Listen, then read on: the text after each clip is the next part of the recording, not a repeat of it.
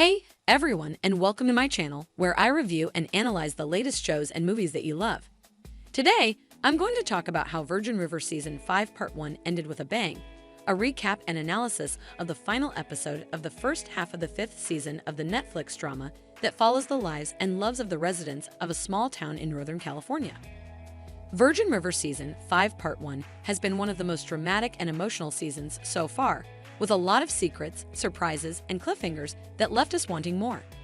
In this video, I'm going to break down the final episode of Part 1, which contains spoilers for all 10 episodes. So if you haven't watched it yet, you might want to do that first before watching this video. The final episode of Virgin River Season 5 Part 1 is titled Labor Day, and it revolves around the annual carnival that the town organizes to celebrate the end of summer. However, this year's carnival is overshadowed by a raging wildfire that threatens to destroy Virgin River and its people. The episode also reveals some shocking truths and twists that change everything for our favorite characters.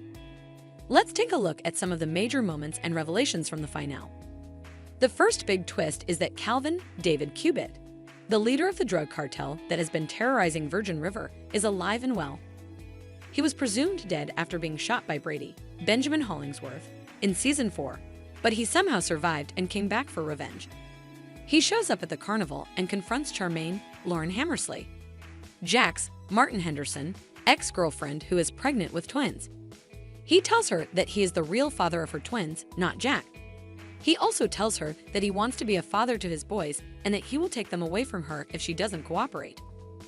This is a huge shock for Charmaine, who has been lying to Jack and everyone else about the paternity of her twins. She has also married Todd, Patrick Sabonwe, a controlling lawyer who wants to take the twins away from Jack as well.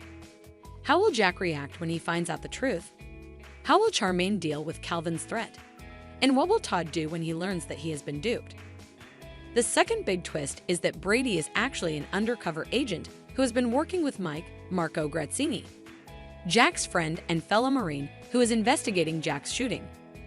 Brady was arrested for Jack's shooting in Season 4, but he was actually trying to infiltrate Calvin's gang and bring him down.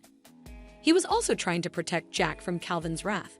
However, his cover was blown when Melissa, Barbara Pollard, Calvin's sister and boss, found footage of him spying on them. She kidnapped him and tortured him in a warehouse, where Jack followed him and tried to rescue him. Mike also arrived with backup, but he was shot by Jean Lane Edwards, one of Calvin's men. Mike was taken to the hospital, where he fell into a coma. Bray Zibby Allen, Jack's sister who came to Virgin River to heal from a traumatic experience and fell in love with Mike, stayed by his side. Brady was questioned by the FBI, but without Mike to vouch for him, he could be in trouble. The third big twist is that a body was found in the woods after the wildfire was extinguished. The identity of the body was not revealed, but there are some clues that point to who it could be. One possibility is Paige Lexadoy, Preacher's Colin Lawrence, ex-girlfriend who is on the run from her abusive ex-husband Wes, Steve Bassick. Paige left her son Christopher with Preacher before she disappeared in Season 4. She also left him a note saying that she had killed Wes in self-defense and that his brother Vince, Ian Tracy, was after her. Preacher has been taking care of Christopher with the help of Kaya Lindsay Maxwell, his old friend who came to Virgin River for a visit. However, Kaya had to leave for Alaska and Preacher had to find another way to protect Christopher from Vince. He decided to take him to his Aunt Connie, Nicola Cavendish, who agreed to look after him until Preacher could sort things out. However, when Preacher went back to his cabin after the carnival, he found Vince waiting for him with a gun.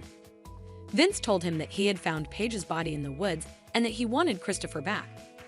Did Paige die in the fire or did Vince kill her? How will Preacher escape from Vince, and what will happen to Christopher? The fourth big twist is that Mel Alexandra Breckenridge lost her baby after a fall and blamed herself for it. Mel was pregnant with Jack's baby, but she didn't tell him about it. She was afraid that he would reject her or that she would lose him like she lost her first husband, Mark Daniel Gillies. She also felt guilty for using IVF without Jack's consent. She decided to keep her pregnancy a secret until she was sure that everything was okay. However, everything went wrong when she fell down the stairs at the clinic and started bleeding.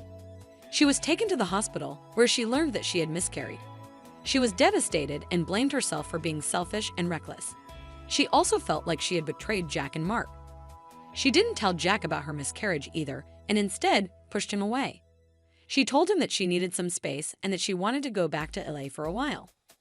How will Jack react when he finds out about Mel's pregnancy and miscarriage? How will Mel cope with her loss and grief? And will they be able to fix their relationship? The fifth big twist is that Hope, Annette O'Toole, woke up from her coma but suffered from memory loss and confusion. Hope was in a car accident in season 4, which left her in a coma. She was transferred to another hospital for better care, where Doc, Tim Matheson, her husband, visited her regularly. Doc also had his own health issues, as he was losing his eyesight due to macular degeneration. He hid his condition from everyone, except for Muriel, Terrell Rothery, his old friend and colleague who became his office manager at the clinic. Muriel also became his love interest, as they started dating with Hope's blessing. However, things got complicated when Hope woke up from her coma and returned to Virgin River. She didn't remember anything that happened in the past year, including her accident, her reconciliation with Doc, and her approval of Muriel. She thought that Doc and Muriel were having an affair behind her back and that Doc wanted a divorce. She also thought that Ricky, Grayson Maxwell Guernsey, her grandson, was still in high school and not in the Marines. She was confused and angry and refused to listen to anyone who tried to explain the truth to her. How will Hope recover from her memory loss? How will Doc deal with his eyesight and his feelings for Muriel? And how will Ricky handle his grandmother's reaction to his decision? These are some of the secrets and surprises that were revealed in the finale of Virgin River Season 5 Part 1. There are still many questions left unanswered and many stories left unfinished. We will have to wait until Virgin River Season 5 Part 2 comes out on Netflix later this year to find out what happens next. What do you think of Virgin River Season 5 Part 1? Did you enjoy it? Did you hate it? What are your theories and predictions for Part 2? Let me know in the comments below. And don't forget to like this video and subscribe to my channel for more reviews and analysis of the shows and movies that you love. Thank you for watching and see you next time.